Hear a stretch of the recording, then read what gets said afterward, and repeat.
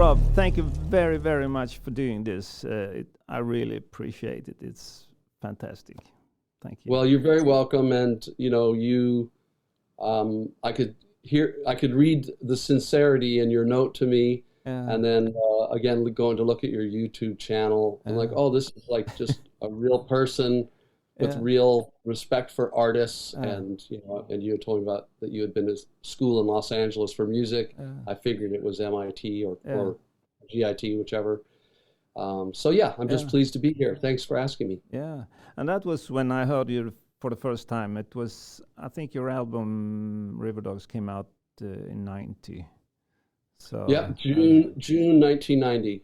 Yeah, and that's and you were there then. Oh, okay, right. You were there 89 and 90. 89, 90, yeah. Yeah, okay. So that was this, cool. A long time ago. Yeah. But long time ago. Yeah, but when I think of that, I think of I really like that when you start following someone and you find other artists on the way, River Dogs and your solo album. And then Logan and Lila Staats. Yes. I mean, I would never have found them if it wasn't that I followed you, kind of. And now Dollar Store Hackshaw. Yeah, that's how I find most music. I think I'm getting notifications, I think. But most music that I find is probably half of it is through my daughter. She's 26 and she's kind of obsessed with songs and singers of all things. And so probably half of what I discover is that. And then the other half is, just through somebody who I respect and they're doing a project with someone I don't know, or like you said, you kind of follow those. Yeah. You follow those paths and it's just, there's unimaginable amounts of music to discover. It's incredible. Yeah. Every day. I love it. And podcasts about music. Yeah. Just unending. I love it. Yeah. I like it too. And now these days it's like, it's easier to find. I mean, before you have to contact, and from Sweden, if, LA bands or whatever would come out with an album. It was difficult before because you read in newspapers or music press and whatever, but now it's much easier, I think. Yeah. Now they reach out to you. You go to watch your favorite, your new favorite video on somewhere, and then it says, oh, you might also like. Yeah. On YouTube, it's like takes hours on YouTube. I love that. Same with Spotify, right? Yeah. Apple Music. Yeah, it's cool. So a lot of times they're right. It is, I like something in that direction, and then I just click on something. I don't know what it is. I just click on it and check it out. I might give it 5 seconds. Yeah. Or I might go, whoa, what's this?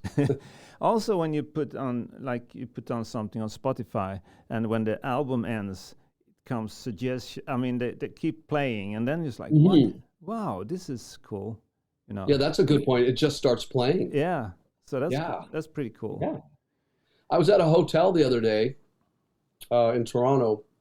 We were there for a couple nights, and I was actually performing with Layla Staats on Monday around noon for like a Nurses Association of Ontario.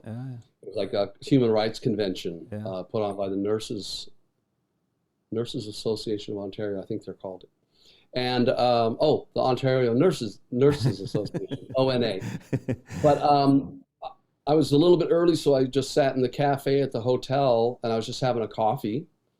And every song that played on the little sound system in the little cafe in the hotel was something I'd never heard, was something gorgeous, And I went to the counter and I asked the lady that had made me my coffee, and she said, oh yeah, we all so the employees just get to curate their own lists and their own playlists. So I was listening to one of her fellow employees' playlists. And it was all really good, Yeah, there's so much music. It's fantastic. Yeah, I love it. Talking about music, Cross Country Driver, the new project, or new, I read, it's 3 years in making, I guess it was. Yeah. And oh, go ahead. No, I was just thinking about how it came about, because it's your son, Zander, and James Harper. The same thing there. I never heard of him before, but he's a great guitar player. Yeah, he's awesome. He, you know, at some point before the pandemic, he reached out to me, and you know, he knew like Greg Chaisson from Badlands.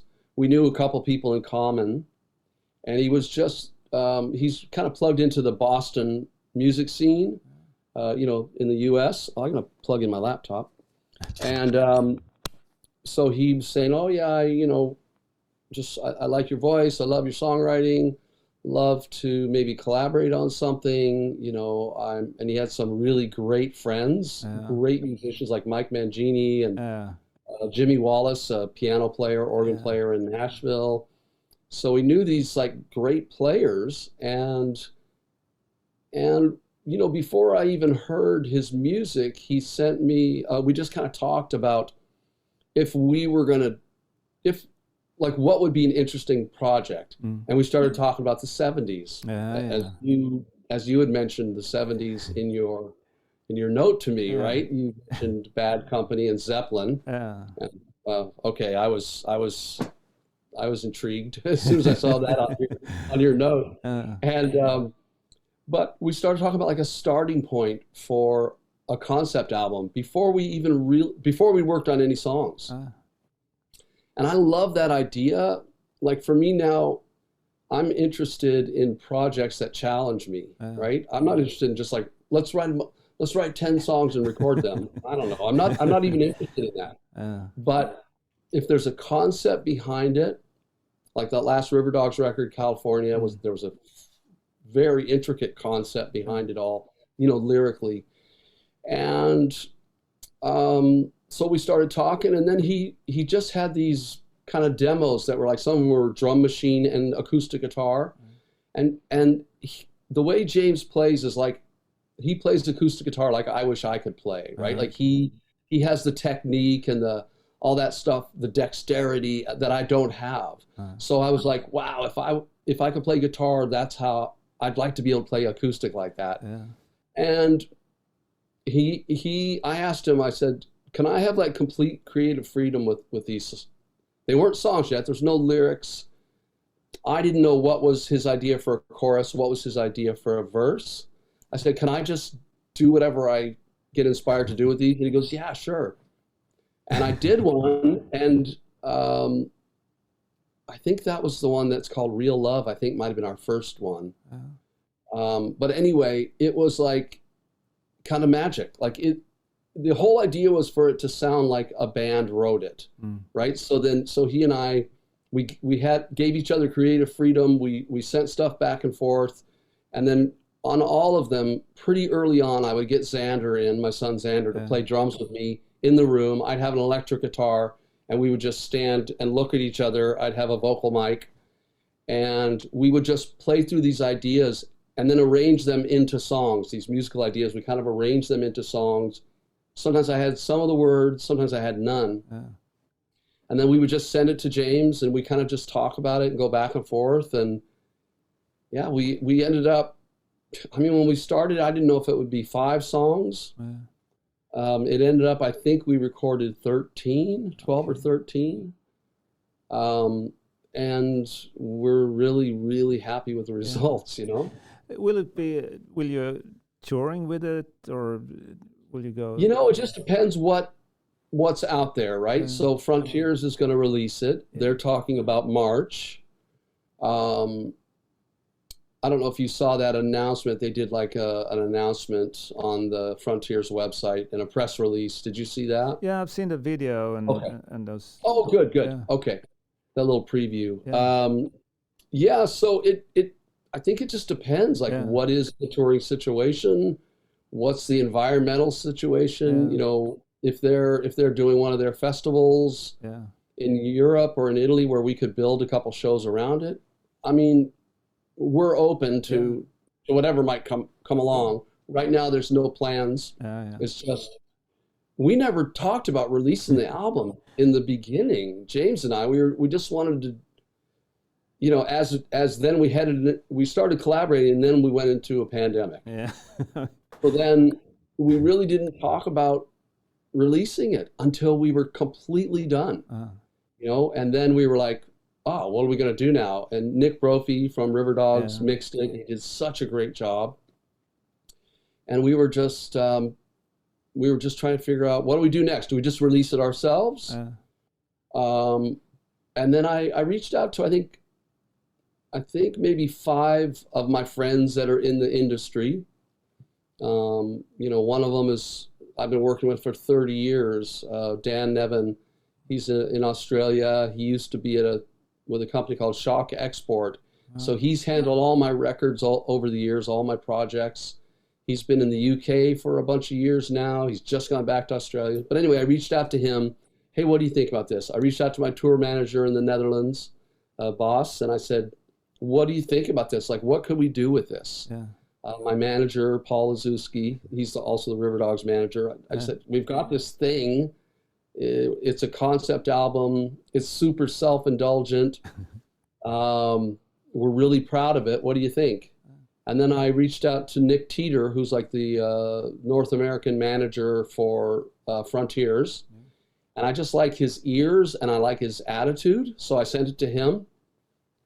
And literally a couple days later, there was an email from Frontiers Records, from their business affairs people. And they said, we'd love to release your album. We were like, holy crap. Because Frontier is River Dogs last yes. California was. Yes. Yeah. And you know, the thing about Frontiers is they did such a good job of getting the music out. Like thing is, they have like a machine for getting their product out. And, you know, we released the album through Frontiers, the California album, River Dogs. And with, again, no expectations, like really just no expectations for what might happen with it. And we got so much press, so many requests for interviews, so many reviews in magazines. They sent us a scrapbook of like 300 music magazines that had reviews and articles.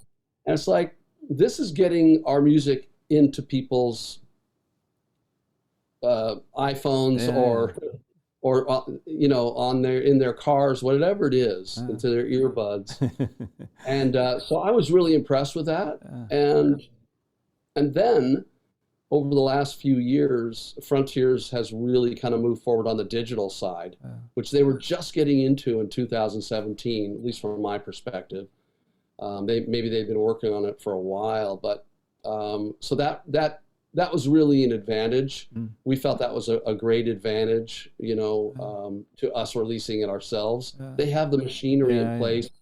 It's not going to sell 1 million copies. I'm not going to make $1 million, you know, but people are going to hear the music. At this point in my life, that's key for me. Yeah. But do you think, I mean, when you listen to River Dogs and Cross Country Driver, it's a lot more harder than your own solo work? Or yes, I mean, when you listen to, I mean, Dollar Store Hacksaw, I really love that album. But do you think that the one you're collaborating with, how the music's gonna come out? Do we think about that when we were making it? No, but I think, I mean, if you're working with those guys, it's going to sound like this, and if you're working with those guys, it's going to be harder. Oh yes, I see what you're saying. Yeah, you know, in our minds, like on this Cross Country Driver record, in our minds, we were thinking our starting point was like Badlands, Allman Brothers, Archangels, who are not a 70s band. But those were kind of our 3 kind of key bands. Now, I don't think the Cross Country Driver sounds probably anything like that. I don't think so, because then we just went from there. We invited great players to do what they were inspired to do. Cool. We didn't tell them, I want you to do this on the verse and play this on the chorus, right? We invited these wonderful artists to contribute in the way that they were inspired to. Yeah. And, you know, when I'm working with River Dogs, then it's interesting because River Dogs, when we started, I was the main songwriter. Yeah. And most of the songs on that first album, you know, the majority of them I wrote on my own. Nick might have helped me on a bridge on Spooky, that sort of thing. And then on California, the last record, it was 100% collaboration. For, you know, 2 songs Zander and I started, and then I went to California to write with Nick and Mark and Viv. And so those 2 songs ended up being the first 2 on the record, American Dream and The Revolution Starts Tonight. But other than those 2, which the band contributed a lot to, other than those 2, it was the 4 of us in a room. Yeah. We rented a house to jam in outside of Silver Lake. I can't remember exactly where we were, but anyway, it was 4 people in a room, and most of it was Vivian just warming up, playing us little ideas every morning. Yeah. You know, and I'd be making coffee, like, what's that, Viv? Oh, that's a little thing I've been working on, you know? And we wrote the songs, the 4 of us together in the room, which was best way. So natural, so organic, so easy, right? And then, you know, working with my 3 kids, they're not really kids, but my daughter and my 2 sons, they're 26. Josh just turned 35. Zander turns 31 tomorrow. But working with them it couldn't be any easier because we've been playing music in this house and every house we've lived in. They've been raised literally on stages at folk music festivals, in nightclubs, you know, like theaters, recording studios. All 3 of them, Rose and Zander and Josh, were just, you know, Josh used to take naps during River Dogs rehearsals. He'd have headphones on. He'd be asleep in front of the drums, you know, he'd be rehearsing back in the day, you know, 30 years ago. But so, I have to ask you before I forget, the second song on the Dollar Store Hacksaw album, who's playing the guitar there? There's a solo there. It's really, I really like it. Which is the second song? It's probably me. I can't remember. When the World Was New. Because I have my, let me just hear it real quick. Hold on. Oh yeah, that's me on the solos. Yeah, I really like the feel of that solos. I was like, who's playing guitar? And it's just you. Yeah, you know, I was. Is that your instrument, guitar? Yeah. I was trying, you know, I don't have a lot of dexterity. I don't have a lot of technique, but I was just trying to, you know, I was trying to get the notes to sustain, you know, without a whole bunch of distortion. Yeah. So I was really like working it with my fingers, you know. It was a little, and I was doing some bending after the note was like mostly died away, and then I would bend. Like I was just trying little subtle things that I always think no one's going to notice. So the fact that you noticed is kind of amazing to me. Yeah, but I obsess over those things, to be honest. Some solos, it's like, you know, it's the feel of it, and I came to think of you know, Daniel Lanois. Oh yeah. Yeah. There's a song called "The Messenger" or something.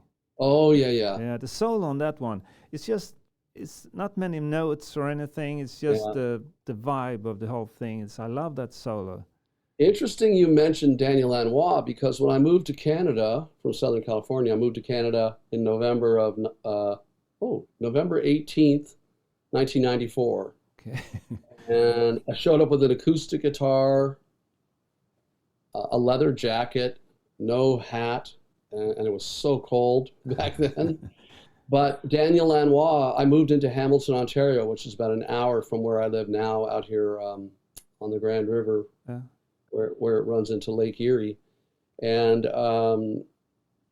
Daniel Lanois is a huge presence in Hamilton. He was forever, and he still influences Hamilton, Ontario, a lot. So I was there for 10 years, and all these amazing players that I ended up meeting and recording with and touring with, they were all influenced by Daniel Lanois for sure. So I'll have to go back and listen to that solo now.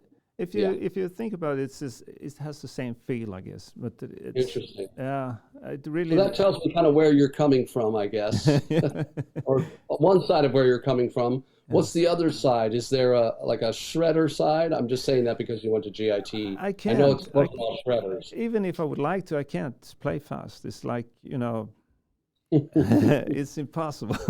Even if I, when I left the Trailer Boy, it's like 30,000 people here. Yeah. I went to Los Angeles. I was like, I'm going to be the best guitar player around.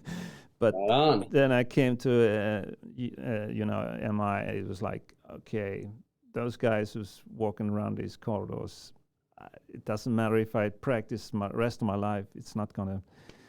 No, you had Paul Gilbert and all those guys, like unbelievable what was happening in LA then. Yeah.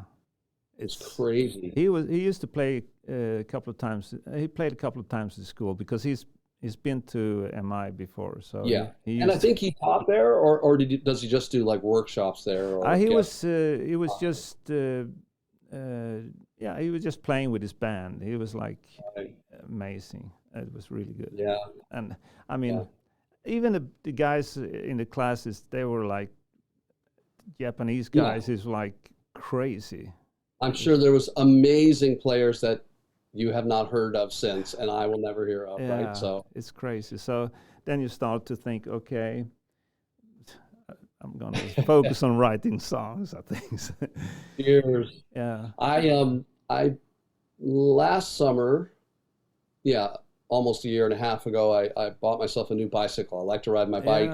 You've seen some of that on Instagram probably. Yeah. And like I had the new bike for a week, and I don't want to say I crashed, but I fell off the bike, just kind of stretching my legs, and I fell off. And I dislocated you won't see it now, but this finger, like I've only been able to start putting a ring on it recently, and it's not too bad to get off. But anyway, I couldn't wear my ring for over a year, and the finger was just, when it first happened, it was at a terrible angle, like pointing, like this way. And I just, in shock, I just kind of put it back, and then it was sore and swollen, and it's still a little swollen. And I realized it didn't affect my guitar playing, which I don't know if that's a good sign or a bad sign. It didn't change how I played guitar. I think that's probably a bad sign. If that happened to if that happened to Paul Gilbert, he'd be in big trouble. Yeah. If one of the fingers was not working. Oh man. It didn't slow me down at all. And also Vivian Campbell. There's a clip on YouTube where you record the California album. And you're sitting by the desk, I think, and Nick Brophy is sitting, and he's gonna lay down the solo, and it's like okay, and it's just, and it explodes. It's like wow, shit. This is the thing that I've never, Doug Aldridge is similar to me, where it seems so effortless, but Viv to me is like the king of that. He could just do a burning solo out of nowhere, and he's never looking for a way to showcase his playing. He's never thinking that. No. It's always about the song, and it was about he always told me it's about serving the song. And the day I met him, he probably said that to me, and I probably thought, oh yeah, sure, the guy in Dio and Leipzig. But it's so true with him, right? It's all about serving the song. But yeah, that day I was sitting back with a clipboard, at the producer desk, looking over the studio, and Viv's down there with his amps on top of each other, as you can see in the little clip. And the thing is, he did probably 7 or 8 solos that were that amazing and explosive. He just, let me do another one. He just does another one that's not similar to the first one. And then he just, it's spontaneous. I don't know how, it doesn't even make sense. I don't know how he could do that. I don't know how anyone can do that. How are you thinking that or not thinking? I don't even, it's like his hands are just, they just go. Yeah. It's magic to me, and I've been so close to it so many times. And I mean, like I said before, it doesn't matter if I would practice my whole life. I think there's something in those people that can do that. And I think with Viv is like, because I'm coming from, you know, Thin Lizzy. I really love Thin Lizzy's guitarist, and even if it's a lot of notes, it's like very melodic, and it's like with a very deep feel to it. And I really like Vivian Campbell's guitar playing. So. Yeah, me too. And after all this time,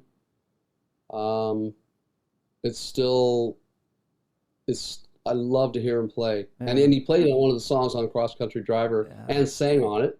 It's a song called Risen. He can play any kind of music. That's the other thing. You know, when I met him, Viv was known as a shredder. And then I very quickly discovered, oh my gosh, this guy loves blues. This guy loves folk music. This guy loves punk music. And country maybe, because those guys are incredible. Country guitar players too. But talking about Thin Lizzy, you know, it was a rumor a long time ago that you would do something with Brian Robertson, and I know that you recorded a song together. But it was just in Sweden. In Sweden. In Stockholm, yeah. Wow, yeah, because he was hanging there. I used to photograph. Oh, I still photograph doing stuff. But so I went up to Stockholm to photograph a band he was producing, I think, and he was playing with it too. What year would that have been? Do you know? Do you remember? That's probably a hard question to ask. At the beginning of 2000, maybe, or at the end of 99, 2000, 2001, because I knew there's a guy called Michael Ivarsson who was running Sweden Rock. Sweden Rock Festival. Okay. So he had that festival for 4 years or something, like in that period, 2001 to, and he had a record company too, with I don't know if you heard of Big Elf. Big Elf, it's from Los Angeles. I don't think so. But anyway, he asked me if I could be the festival photographer and stuff. So great. And that band that Brian Robertson was connected to, he was producing them. I can't remember the name. Okay. But so I went up to Stockholm and photographed for the record sleeve and stuff like that. But that might have been around the same time. I don't know. I mean, Brian, he had a great friend named Soren. Soren, it was like a kind of a manager or something. Yeah. And so I knew Soren for many, many years, from like I guess the early 90s. I knew him from the first River Dogs record. And then at some point, it was probably the late 90s, when Soren was working with Robbo, as he always was, and they were going to be in Stockholm recording. And Soren had kind of connected me with a tour promoter to do, I think, 8 shows in Sweden. Okay.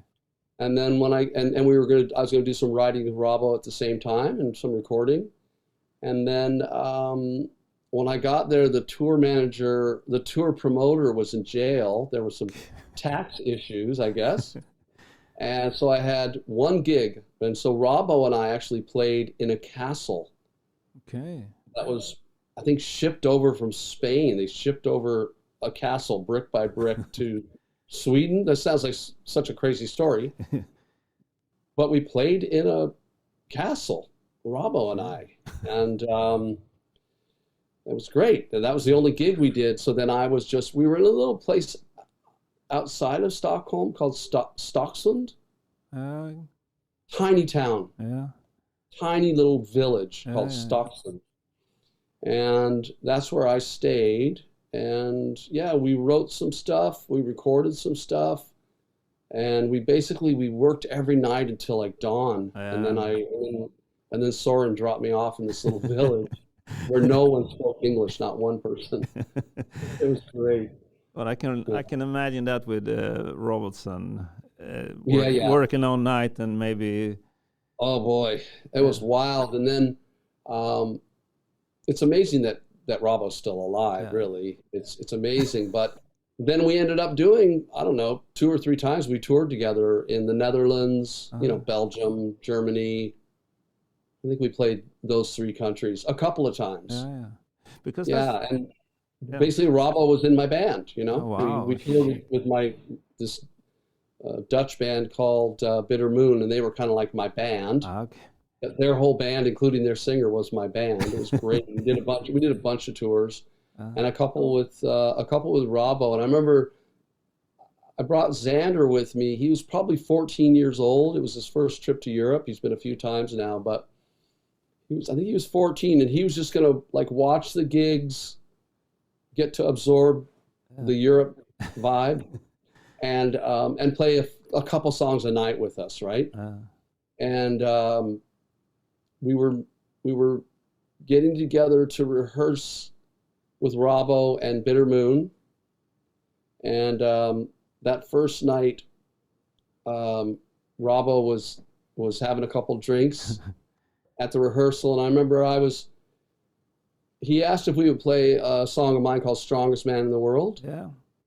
And he was feeling very sentimental about his father, and that the song was about my father, and he was very sentimental. And Zander was standing next to me, and then my friend Benny, who was the singer and keyboard player in Bitter Moon, he was on the other side. We were all standing there talking, and Robbo was kind of just saying, "Oh, this means so much to me." And we started the song, and Robbo did a little guitar melody thing, and then he just fell like face forward, like head first into a monitor. And so he had this big, dash on his head for the tour. We did, I don't know, 7 or 8 shows. It was a short tour, but he's the kind of person that would do that and then just get up and carry on, right? I don't know if we played any more songs that night, but the next night, for the first night of the tour, he was ready to play. Yeah. I can just imagine how it was in Thin Lizzy when he was in the band. It was like, it must have been crazy. Yeah, not just because of him, because of the other guys too. They were. Yeah, it's hard to imagine. I haven't toured. I've toured, when we were partying, but not like doing like heavy drugs. No. Like I haven't been part of that kind of experience, and it must be pretty messed up. Like it's not good. People have shitty shows. They can't recover for the next night or whatever. So I mean, I certainly had a few shows, especially in Europe, where I just was not fully there because the night before had been so long. Have you read Eric Clapton's biography? No. It's pretty. I've read it a couple of times because, I like Clapton, but it's really personal, and it's. Oh, really? It's really interesting, actually. I'm going to make a little note of that, actually. Yeah, it's a really good book. Thank you. Oh my God, I have a lot of questions here, Rob, but. Okay. One of the questions was actually if you've been to Sweden. I know that you've been to Sweden now, but have you been, gigging here? With? Did a couple of Riverdog shows in Örebro. Yeah, we played one show there with Riverdogs. With Riverdogs, yeah. Oh gosh, I can't remember. We didn't play like in any of the big cities, I don't think. I think we played in like maybe 3 smaller Swedish cities. This was back in 1994. Yeah. We did a tour with a band called Backbone Slide. They were opening, a killer band. American Brother and Sister were the co-lead singers, amazing singers, Sean and Shelley Williamson. And then the rest of the band was German. They were on, I think they were on MTM. Do you remember that label? MTM. It was like an independent label in Germany or Holland. But anyway, Yeah, we did some shows in Sweden, but that was a long time ago. Yeah. That was 1994. Wow. But that's what I mean. It's like in those days, if you weren't in that area, you don't know that you. I mean, Yes. nowadays if I follow River Dogs, it's gonna be okay. You're gonna be in Sweden. Wow, Yeah. shit. But 1994, it was like, if you. No, we would play somewhere, like even in Germany, where I played a lot of shows in Germany and a lot of shows in the Netherlands. But back in those days, sometimes we'd go play somewhere, and we would talk to someone during the day, and they would say, "Oh, I wish you would have played in my hometown." And we say, "Oh, where's that?" And they tell us, and we say, "We were there 2 nights ago." Yeah. We've been in your hometown 2 nights ago, So Yeah. people just didn't know. They found out from magazines. Sometimes the magazines wouldn't have the latest listings, Yeah. right? So it's easier now. Yeah, sure. now it's so much better because, I mean, Malmö, it's the third biggest town in Sweden. It's just 20 minutes drive from where I live. So. Okay. So if there is a band there, well, nowadays it's okay. But I mean, before you knew that there was a band, and Copenhagen is like, it takes me 30 minutes to go to Copenhagen. Oh, okay. So it's I mean, it's pretty close. I've seen a lot of bands in Copenhagen, and right. So, but you cross the border. It's just across the border, and now there's a bridge between, so you can just take your car. Oh, nice. Across. Yeah. So and what was the Swedish city you mentioned? The third largest? Malmö. How's that spelled? MALMO with 2 dots over. Yeah, we might have played there. Okay. I was thinking that one of the cities we played started with an M. Yeah. I was trying to think. And Malmö is just across from Copenhagen. Oh, okay. Yeah, we might have played there in '94. Yeah. I have the poster here, not right here, but somewhere in my house. Yeah, but it's they have clubs there and cool places to play and like that. So, but I wonder, have you tried any? Now that I know that you start working with films and stuff, but have you tried any other medium like photography or? Not really. As much as no. Painting, drawing, photography. I mean, I love to take pictures with my phone. Yeah. I really do enjoy that. And I've gotten some really cool ones sometimes, but no.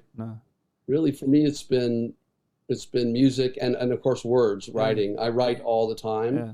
So it's poems, songs, essays, cool, critiques. Yeah. Chapters of a book, probably. I've just, I believe, for me, like writing is key, and it's been forever. Yeah. From probably 7th or 8th grade, probably when I was 12, 13 years old, I really started writing, and I've never stopped, and I will never stop. So now a lot of it is on my laptop, of course. Yeah. But a lot of it is in notebooks. I still like to write stuff down. So, yeah. So, I mean, that shows a little bit on the amount of albums you've been releasing. I mean, I write songs too, but it takes me forever to complete. I just change the words and I kind of mess around with it. But then again, when I write in Swedish. Before I didn't do that because before I was writing in English. But when I write in Swedish, it's much easier because it's kind of, it's like personal, Yeah. When you write "I love you" in English, and I know what it means, but it's not, it's not the same thing. I understand. Yeah. So it's. Yeah, I think that'd be difficult to write in a second language. I would find it very difficult. Well, you're kind of used to it because everything is, you watch movies and stuff. So it's when I noticed, it was just a couple of years ago that I started to write in Swedish, So, and then it was like, okay, when I write "I love you" that in Swedish, it means something more than, you know. I think that's great that you discovered that at this point in your life. Yeah, it's too late Kinda though, cool. because well, but you might be writing for another 20, 30 years. Yeah, writing is cool, because I'm not going to stop with that, but the playing, as I wrote to you, it's there's a single that you wrote together with, or I don't know if you wrote it, but you recorded it with Nick Brophy, "Refugees." Oh yeah, we wrote that together. Yeah. Yeah. Is that for a course or something, like because of how the world looks like, or? Well, you know, what happened was I was in Toronto, which is about 90 minutes from where I live. I live way out in the farmland, you know, out by the water here. But I was in Toronto for a couple of nights, and I flew out of Toronto to go to Nashville and work with Nick. And I was doing some other stuff in Nashville. And I guess this was, I don't know how long ago that was, two years ago? 2.5 years ago? 2020, I think, that refugee. Okay, yeah, that makes sense. So, the night before I left, the house I was staying at, I work with a young artist who's now in the UK. But her mom is an author. She's a writer. She's written award-winning books here in Canada. And she writes a lot about justice and the lack of it all over the world. And she goes and researches in very dangerous places. I mean, she's an amazing woman and a great writer. And she and I were just talking. Yeah, we were talking about the human condition and, you know, how is the world the way it is? You know, how did we get to this point where we, you know, we can, such inhumanity can be happening and we can kind of just carry on. And then the next morning, you know, we just had this great conversation, probably having a red wine and just a really good just a great conversation, really good conversation. And then the next morning, literally the next morning, I got up and flew to Nashville, and Nick had this idea, this musical idea that he wanted to work on, and he wanted to do something with just like a beat that just stays the same through the whole song. And he had a little drum machine kind of thing that he had programmed, really simple, but the idea, you know, it was just what was on my mind when I showed up in his great little studio at his house. And I mean, I've also worked with refugees because I've been a crisis worker, right?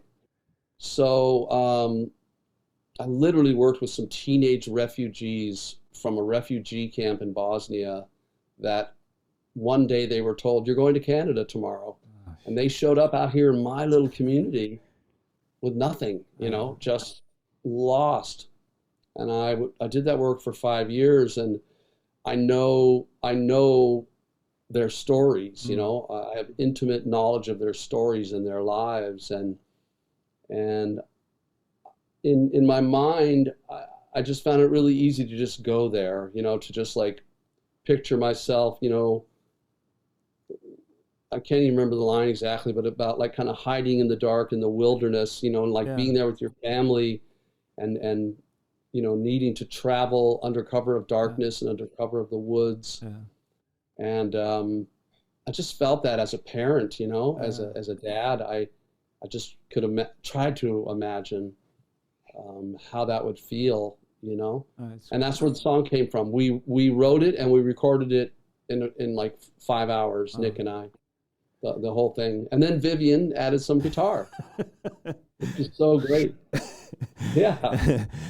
We have, at my work, we have a lot of, we teach, one of the things that we do have, it's like an education thing that I'm I've lost your video.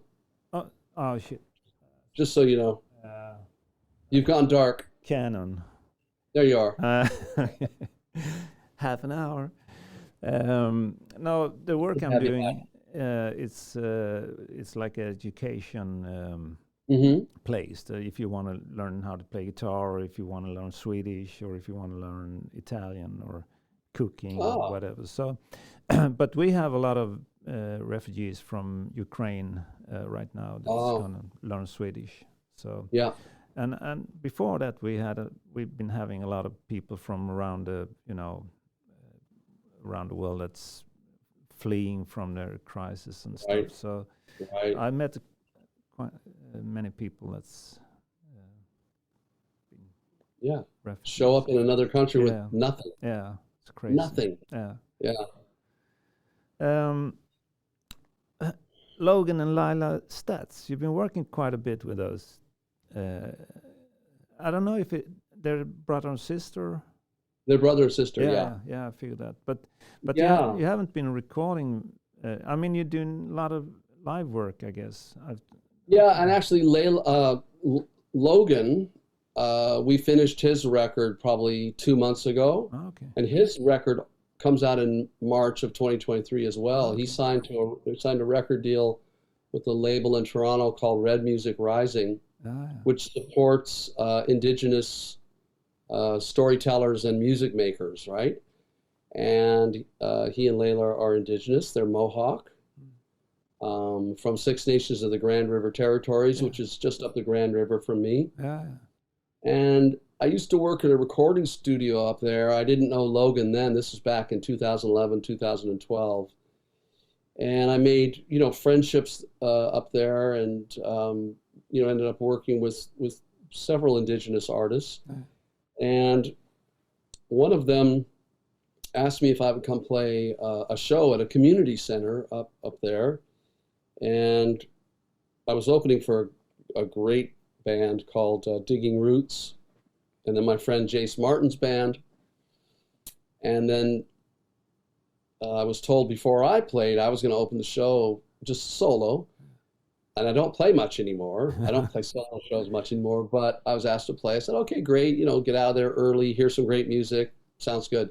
And he goes, oh, we got this, kind of younger guy, up-and-coming songwriter. He's going to play first. And I was like, oh, okay, whatever. And, thinking, oh, now I'm going to play later. The night's going to go longer. And Logan got up and started singing, and my wife, Fran, and I, we looked at each other like, who's this guy? Like, the first words he started singing, it was like, it was so powerful and so beautiful. And it was scary that he was so good, and I'm going to follow this guy, And then I said to Fran, I said, oh, you don't want this guy opening up for you. And then he sang a little bit more, and then I was like, no, you do want this guy opening it for you. This guy's amazing, and I'm just going to enjoy it. So he played his set, and he didn't know who I was. And then when I played my set, he was like, who's this Rob Lamothe guy? And he came and sat on the stage and watched me play. Okay. And that was probably 7 years ago, and we've been playing music ever since. And at one point, he was maybe 5 or 6 years ago, he was putting together a band, and my son Zander was going to play drums in the band. And then Logan asked if I would play bass. Okay. I was like, oh, you're going to have some old man on the bass? But sure, okay. And then he and his guitar player had some kind of disagreement or falling out. I'm not sure what, or maybe it was just a mutual decision. But then he asked me if I would play guitar for him. So that was, like I said, I don't know, 5 or 6 years ago. And I've been playing guitar in his band ever since. And I love it. I love just sitting back, playing some rhythm guitar, occasional solo, and singing harmonies. And a couple years ago, Layla joined the band. And we have a bass player, Justine Fisher, and she's amazing. And Layla joined the band as a, she'd never been in a rock band. And she just kind of found her way, just figured out where to stand and when to sing. And but now I've been playing with her. So now we just have been playing shows. And are you on that record? I co-produced his album, which is called Light in the Attic. Oh, okay. It'll be out in March 2023. Cool. just like the Cross Country Driver album, which is such a strange coincidence.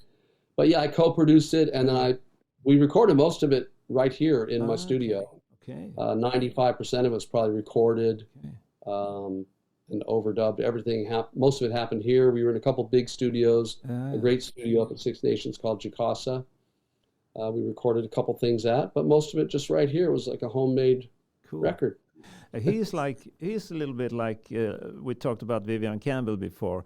He's laid back and he's kind of, and then when he starts to sing or play guitar, he's like explodes. Yes. I mean, his voice Logan's a little bit like that. Yeah, that's what I mean. He's really, laid back, and when he starts to sing, it's like I watched them on that. It's I don't know if it's train station or something. Just the two of them. Oh. Yeah, in the empty train station. Yeah, it's really cool. In Toronto. Yeah, that was amazing. Yeah, it's really good. Cool. Yeah, he's an amazing artist, and that's been my #1 musical priority for a long time is Logan's music. And now I've been working with Layla as she starts to write songs. We're starting to record kind of some bed tracks for those songs, and then we're gonna make I don't know if it's gonna be a full album or an EP, but we've been working on some stuff, and she's just developing as a writer, and oh my gosh, as a singer, she's just I've never seen anyone grow so quickly as a singer. She's got something to say, She's an activist, as Logan is. Yeah, they're willing to get arrested, to try to protect water and defend land. Yeah. They're amazing people. So yeah. I'm in a good place, that's for sure. Yeah. Isn't Robbie Robertson from Six Nations too? Yeah, good. I like him too. I think he's fantastic. Yes. Oh my gosh, yeah, he's got some amazing records. Yeah. Whew. Yeah. Robbie Robertson. Have you seen the movie called Rumble? I think so. I think so. Yeah. It's called Rumble: The Indians Who Rocked the World.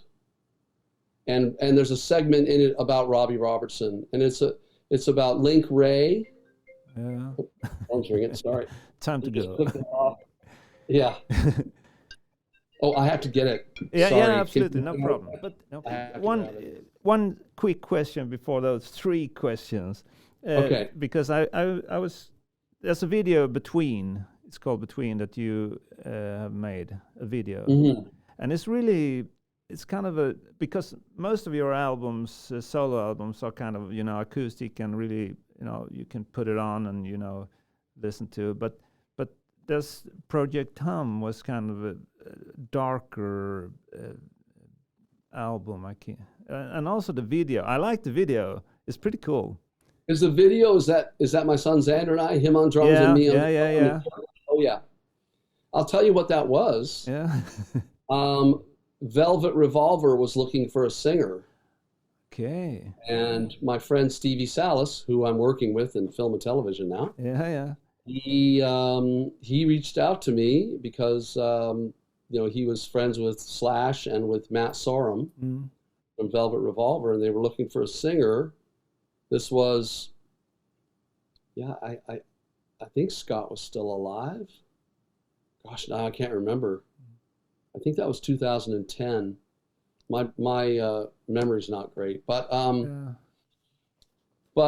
so they sent me some songs that they were kind of developing, just instrumental tracks that they recorded at Matt Sorum's studio in LA, and they just said, "Hey, will you write some words and melodies and sing over this?" So I sent them 2 songs. They were like 2 minutes long. They were just kind of make this into a song kind of thing. And then I think Matt asked Stevie if I could, send them some video. And so I have a friend that is a filmmaker. And he reached out to me like just at the same time, said, "Hey, like I'm checking out some new lenses."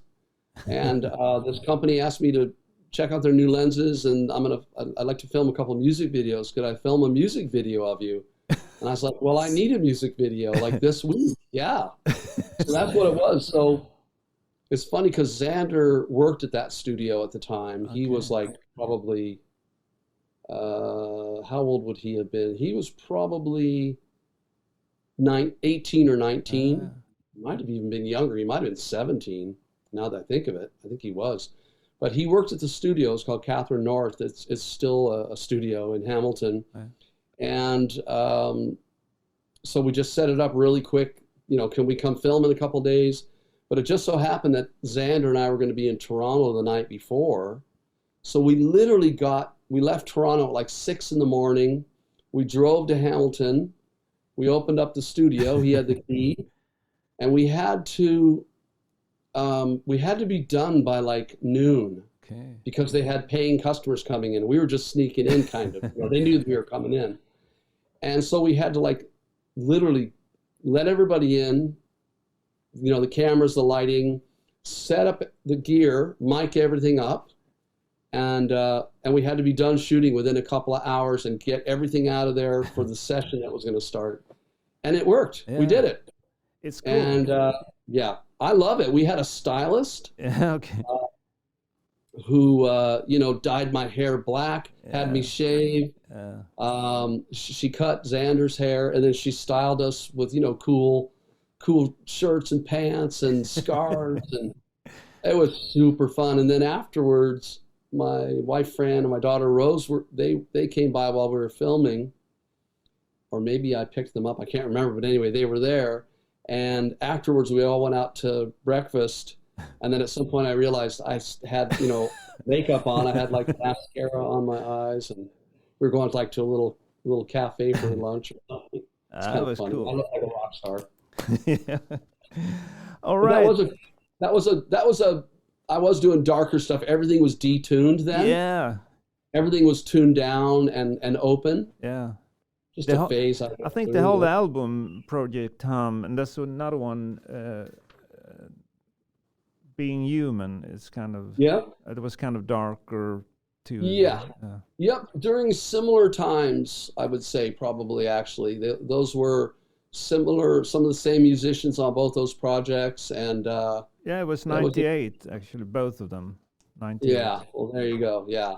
And I was heading for a crisis. I was heading for just heading into like a crisis time in like 2000 where I quit performing altogether. I didn't know what I was doing. I was just lost, right? So that was the darkness before the light. Yeah. I really love your albums, dude. I mean, thank you so much. So good.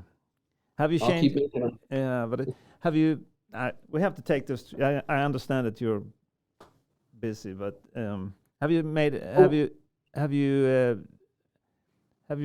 mean, there's a lot of singers that their voice is getting changed during the years. But have you noticed anything in your voice? You know, it's funny because I've noticed some changes, but they're not bad. No. No, your voice is, I mean, it's like Paul Rodgers. Oh, gosh, yeah. I mean, his is insane. His doesn't change. It just gets better, but it doesn't, there's no flaws or weaknesses. Age has not been negative on his vocal cord. Same with you. It's incredible. Well, thank you. I felt a change, but, you know, yeah, I felt a change, and I can hear a change, but it feels like just something that's natural to me. It doesn't feel like, oh my gosh, I can't do this or that. I don't think about it that way. I just think, oh, it's changing.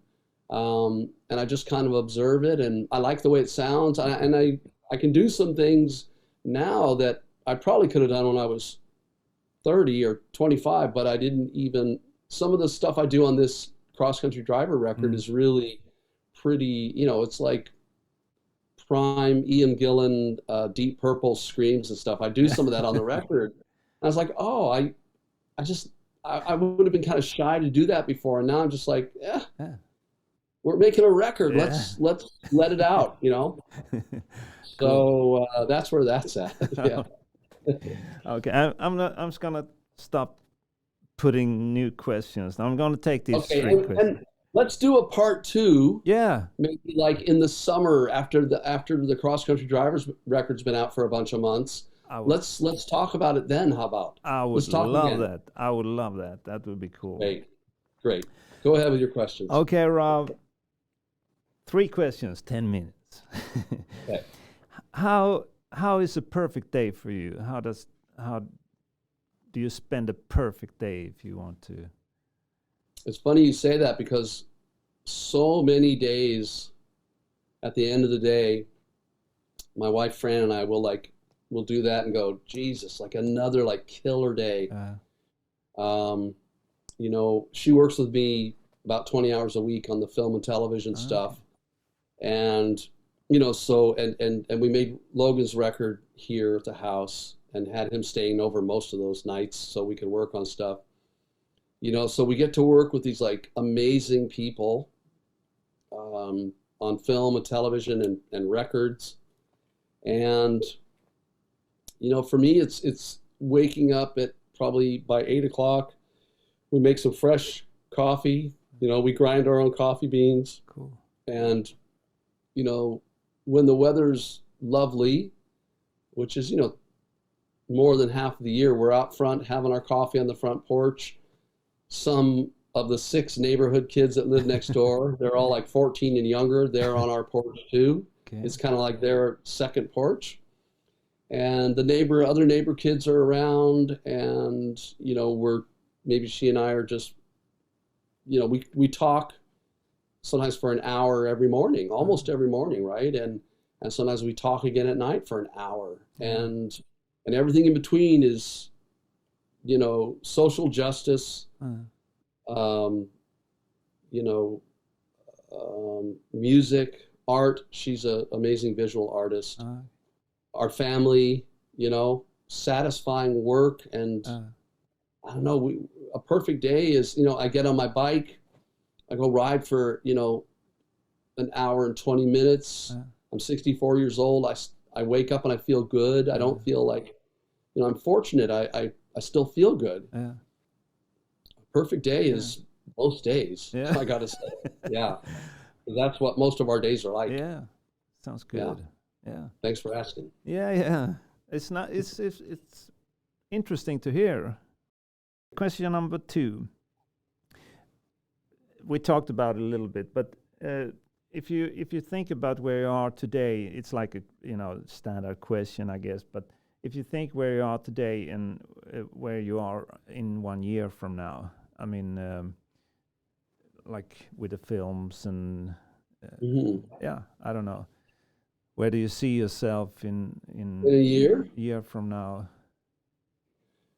Well, I see myself with 2 new albums out. And probably finishing up Layla's album.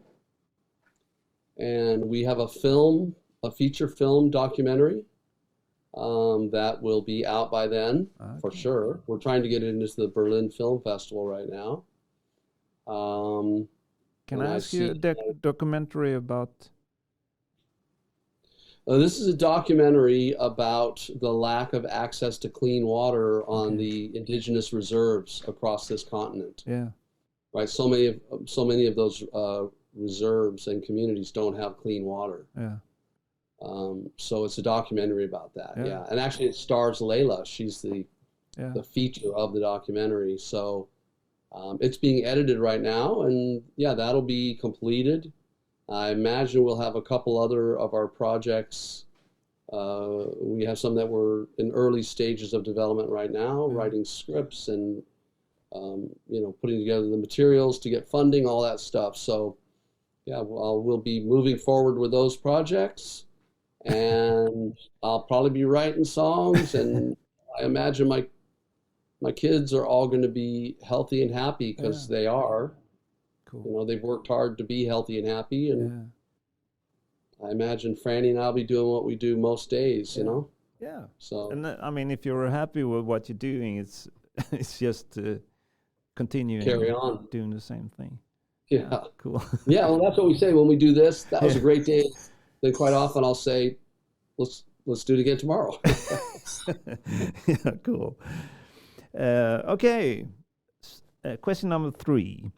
And that's a really difficult one, I think, but it's something I've been thinking about because where do you think what made you be the one that you are? I mean, musically, or what your interests? Wow. Yeah. I start to think about it. Why I like that kind of music? Why do I like that kind of art? Why do I like what makes you kind of, if you look at the picture, why do I like that and not that one? Or if I listen to that music, why don't I like that one? Do you think there's something that shaped you? I think, musically it would be probably the singer-songwriters I listened to when I was 12, 13, 14 years old. When I started, I listened to, I saw Led Zeppelin play 3 times. Shit. Yeah. By the time I was 14, by the way. Wow. I was 12 the first time.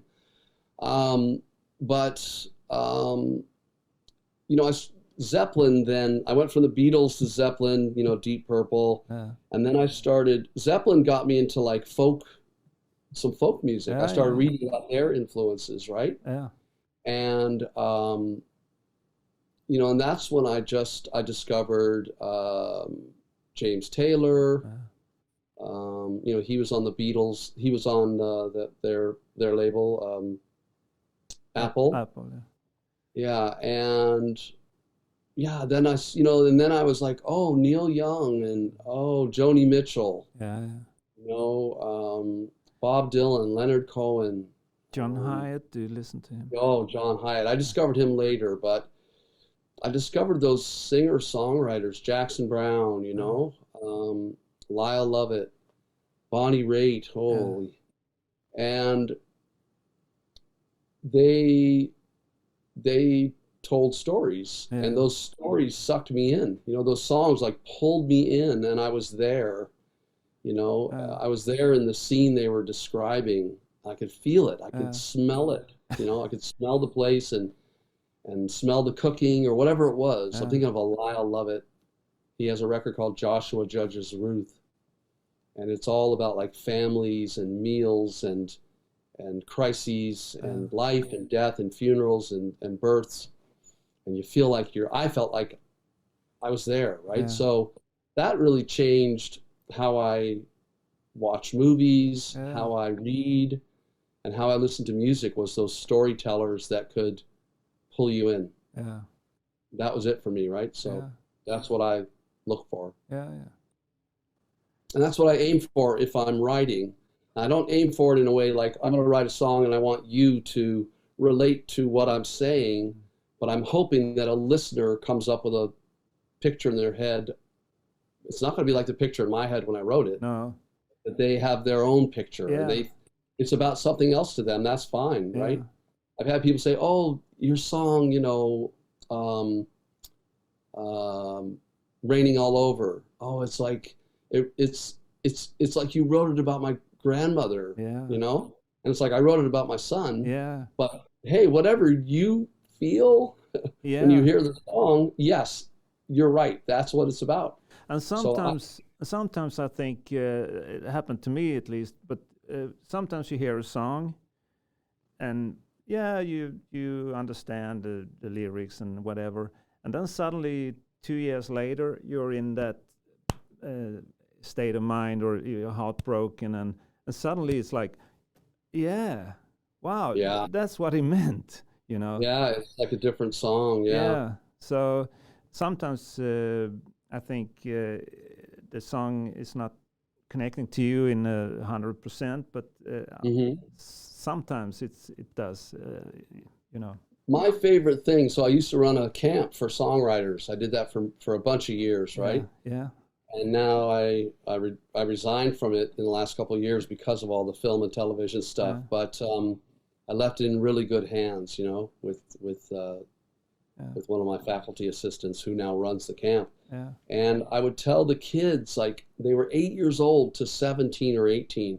And I said, I'll tell you what the magic of writing is that your song will mean different things to you as you read it back 10 years later, 20 years later, 30 years later, 40 years later. And I can tell them that because I've experienced it. Yeah.